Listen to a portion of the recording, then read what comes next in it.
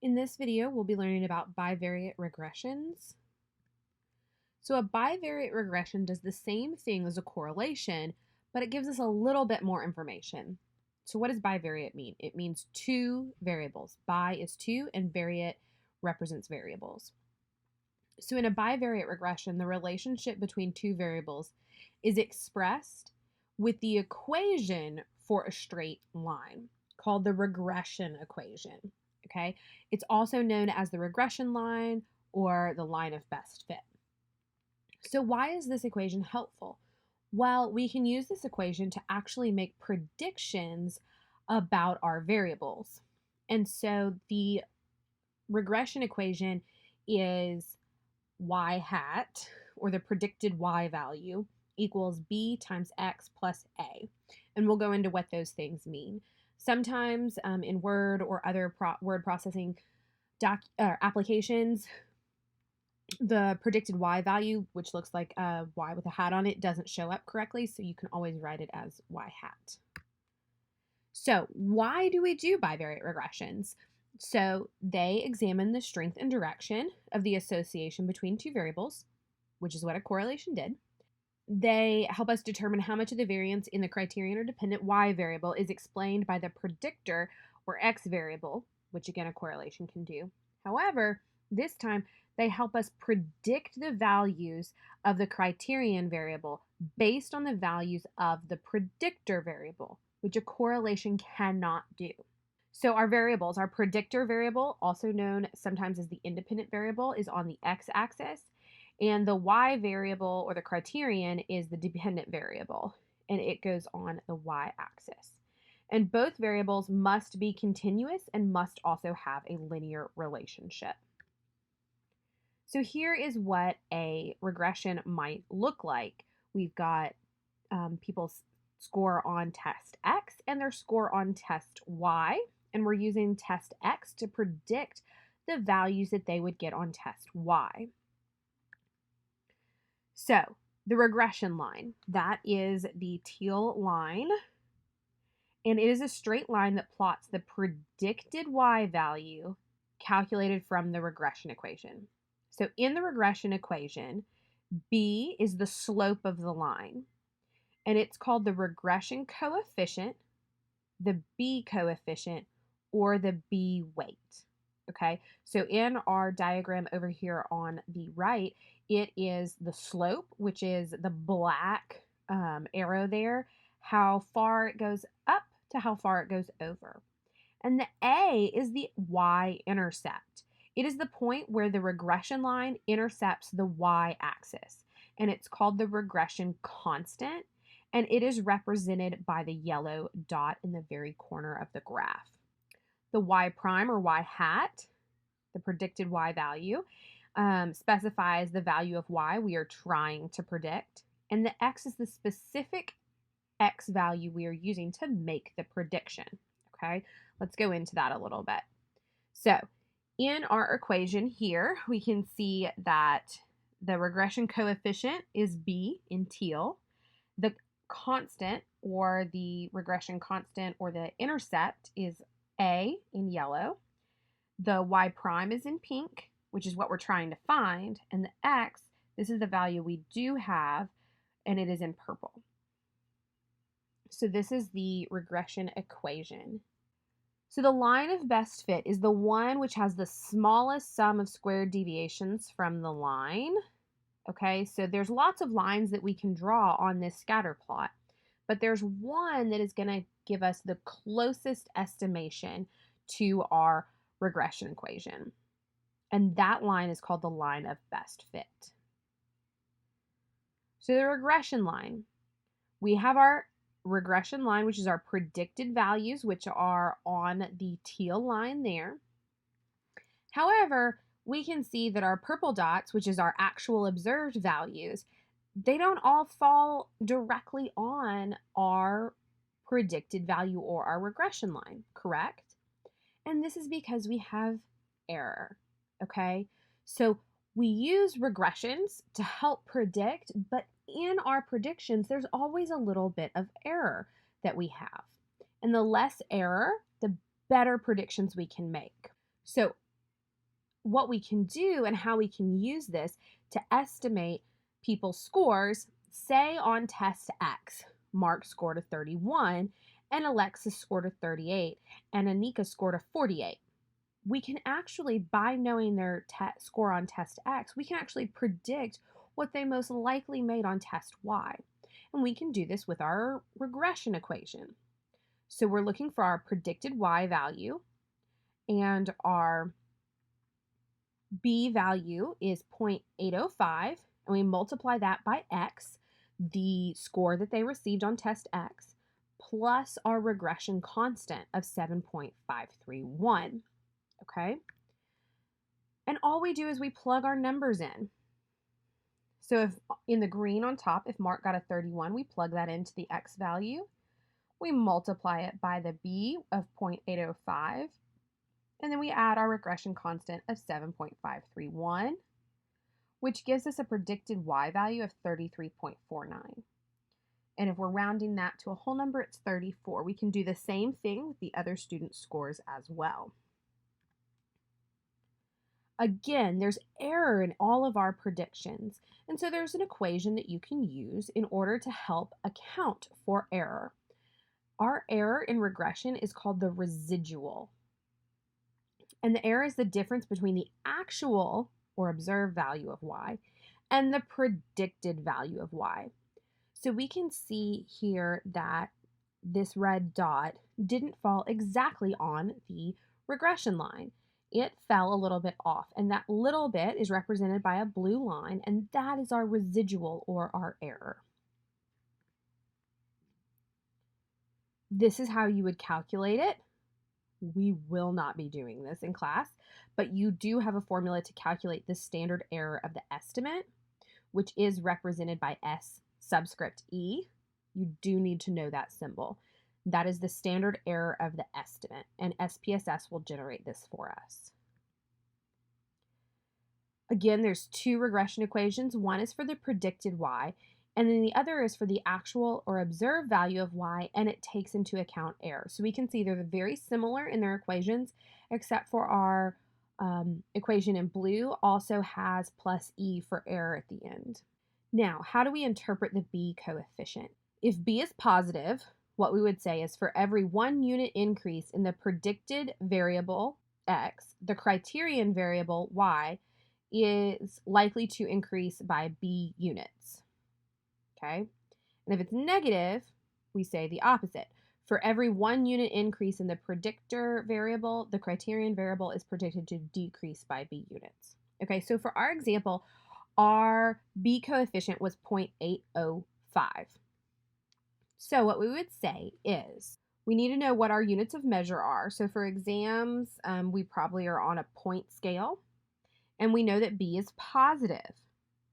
So our interpretation of the B coefficient is for every 1 exam point increase on test X, scores on the test Y are predicted to increase by 0.81 exam points. Okay, so we say for every 1 unit, and this is points, increase on our X or our predictor variable, our Y is predicted to increase by the B coefficient. Okay, so let's do a few more. If we're predicting people's monthly income in $1,000 units from the amount of education in years, our regression line is the predicted Y value equals 0.61x plus $21,000. Our X variable is education in years, and our Y variable is monthly income in $1,000. So based on this, we know that our regression coefficient, or B, is positive, and it's 0.61. So our interpretation, remember, the generic version is for every 1 unit increase in the predictor variable, the criterion variable is predicted to increase by B units. So for every 1 year increase in education, monthly income is predicted to increase by $610. So we multiplied our 0.61 times $1,000 to get that. Let's do another one. Predicting students' test score in points from the amount of time spent on video games in hours. So our regression equation is the y predicted equals negative 8.2x plus 2.01. So our x variable is time spent on video games in hours, and our y is test score points. We know that our B coefficient, our regression coefficient, is negative. It's negative 0.82. So we need to interpret it. So for every 1 hour spent playing video games, students' test scores are predicted to decrease by 8.2 points. So SPSS will give us our B value, which is our unstandardized regression coefficient. And this is in the original units of measure. It's also going to give us our beta coefficient, and this is the standardized regression coefficient, and it's in standard deviation units, just like z-scores. In a bivariate regression, it is equivalent to the correlation coefficient, and it has its own formula. It's a much simpler formula, and it's the y predicted equals beta times x. So we can also interpret the beta coefficient. The generic way to interpret it is if beta is positive, for every 1 standard deviation increase in the predictor variable x, the criterion variable y is predicted to increase by b standard deviations. The negative is for every 1 standard deviation increase in the predicted y value, the criterion variable is predicted to decrease by beta standard deviations. So why we need beta is because it allows us to compare different predictor variables if there's more than one. And it allows us to see which predictor variable is a better or stronger predictor of our criterion. So we're going to do a couple of interpretations. If we're predicting people's monthly income from the amount of education, just like we did before, however, we're using beta. So the y predicted is 0.67 times x is our regression line. Our x variable is education in years, and our y variable is the monthly income in $1,000.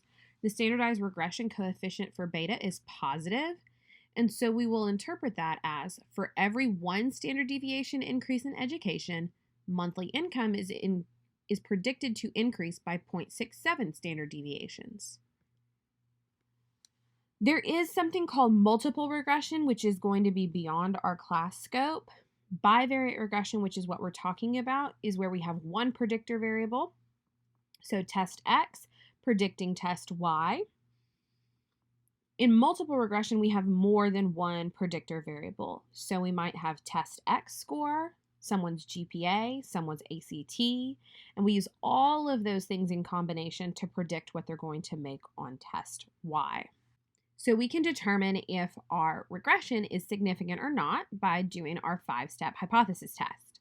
Again, we'll state the null, and the null is going to be beta equals 0, and alternatively, beta does not equal 0. Because if beta equals 0, what that's going to say is for every 1 standard unit increase in your x, your y doesn't increase at all, showing that there's no relationship. Alternatively, beta does not equal 0.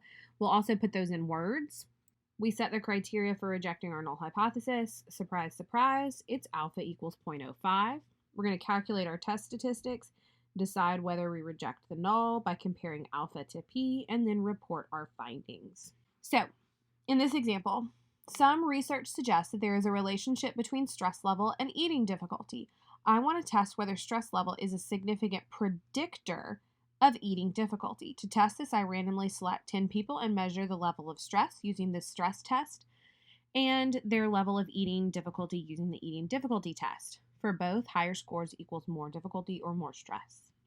We'll use SPSS to run a bivariate regression to test if stress level is a significant predictor of eating difficulty. We're going to identify our predictor and criterion. We'll set our alpha at 0.05. Then we're going to determine if a person has a stress score of 15, what would we predict his or her eating difficulty to be, and then how much error would we expect in that prediction.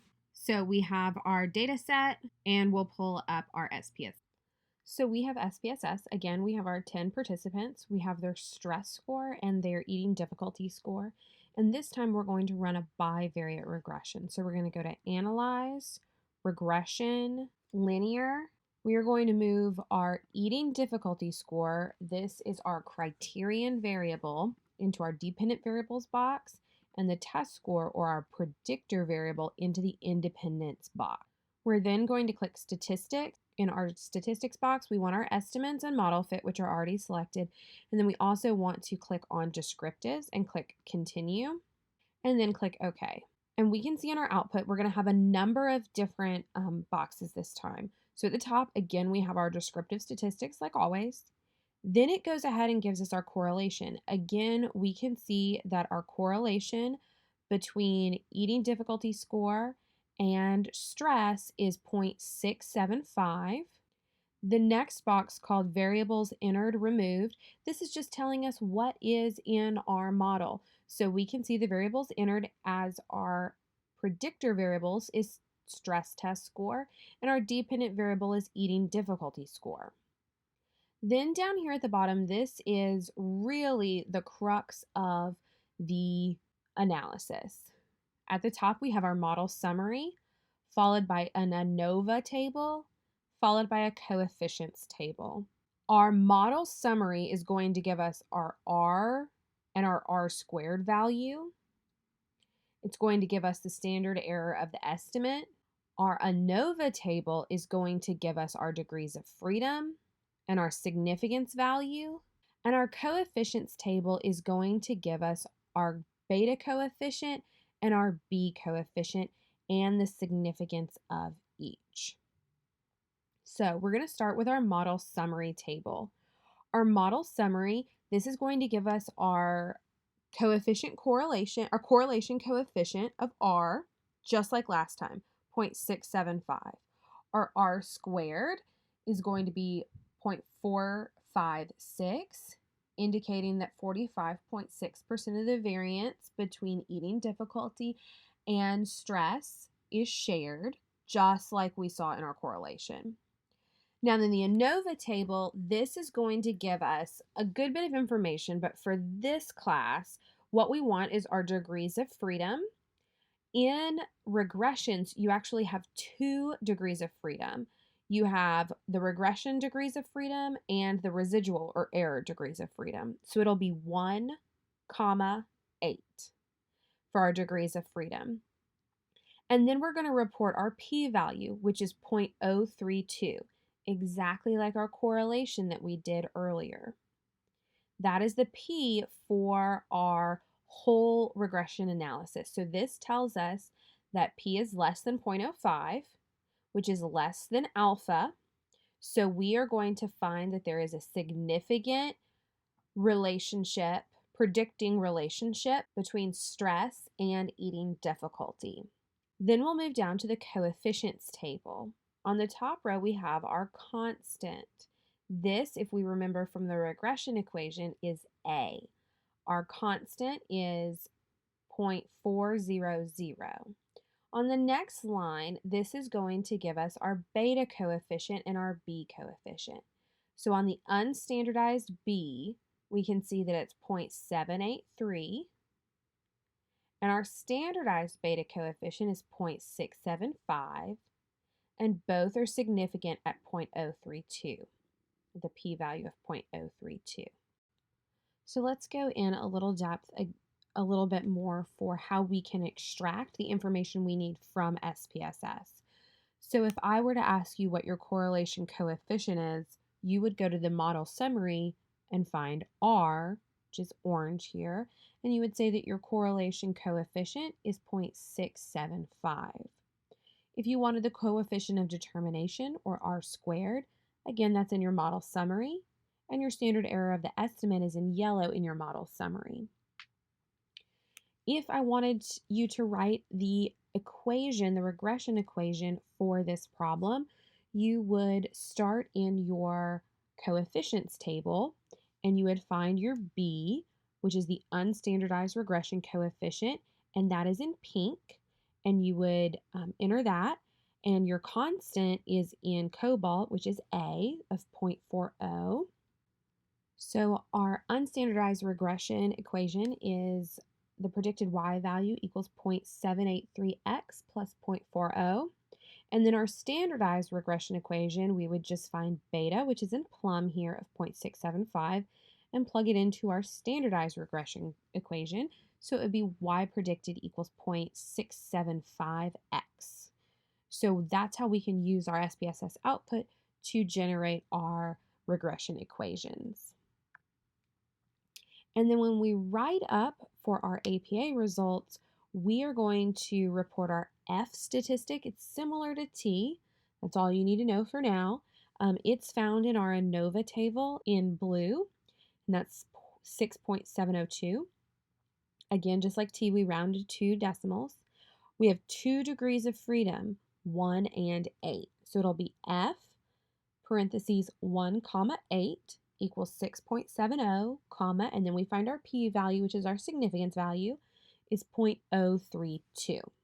So here's how we would write it up. A bivariate regression analysis was conducted to test whether stress level significantly predicts eating difficulty.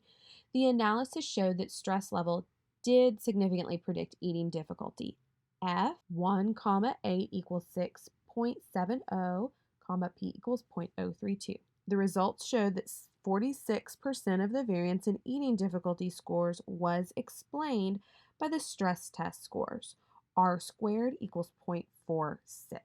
So we can use the information in our coefficients table to actually predict someone's score. So we took our regression equation that we did on the previous 2 slides. Y predicted equals 7.83 times our x, or our score on our stress test, plus 0.40, our constant. So if our x is 15, you would just plug it in, and you would eventually find that if someone had a stress test score of 15, they would likely have an eating difficulty score of 12.145. There are a couple of assumptions of a bivariate regression. It's linearity of the relationship, which means that there is a linear relationship between the 2 variables. A lack of outliers. We talked about this in week 2. Outliers are extreme cases. And normality of the residuals, indicating that the regression errors must be normally distributed. There's a lot more information to that third one, but we're not going to go into it in this class. So for now, just know it's normality of residuals. For this coming week, you need to complete assignment 9. I want you to go ahead and do a preliminary review of your materials that we've covered since the midterm. That's going to be our 3 t-tests, the correlation and the bivariate regression. And then next week, we're going to have our last lecture on chi-squared tests and nonparametric tests. Next week, in our last week, we're going to have assignment 10 and quiz 9.